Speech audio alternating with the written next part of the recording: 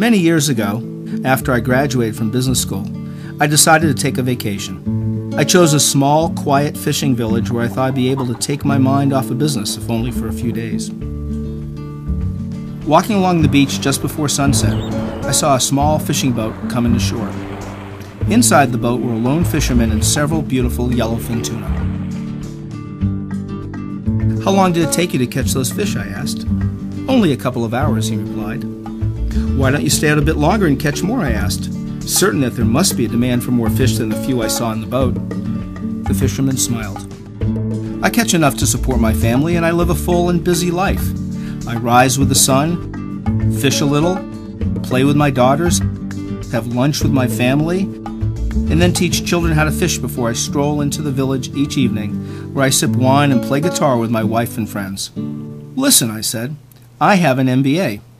I can help you vastly expand your business. If you would simply spend more time fishing, you would soon earn enough money to buy a bigger boat." "Really?" questioned the fisherman. "Absolutely. And with a bigger boat, you'd soon catch enough fish to buy several boats, then a whole fleet. At that point, you'd be big enough to sell your fish directly to a processor, cutting out the middleman and greatly increasing your profits."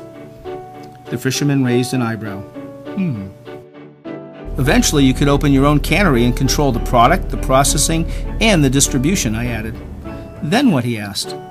"Well, you then relocate your operations to the capital, and if all goes well, you'd likely find yourself in New York City in control of a rapidly expanding empire."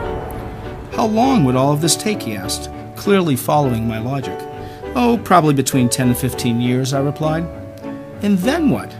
"Well, that's the best part. You would announce an IPO and sell stock to the public. At that point, my friend, you would be very, very rich, a millionaire many times over." The fisherman paused. "Really? A millionaire? Then what?" "What do you mean?" I answered, a bit surprised. "I mean, what would I do if I were a millionaire?" "What kind of question is that? Whatever you like, of course. I imagine you'd retire, move to a small coastal fishing village where you would rise with the sun, fish a little, play with your granddaughters, have lunch with your family, and then teach children how to fish before strolling into the village each evening, where you'd sip wine and play guitar with your wife and friends." The fisherman smiled, and without saying another word, began to build a small fire. We shared a taste of the delicious fish and watched the sun go down over the ocean as the sound of guitars rose from the village nearby.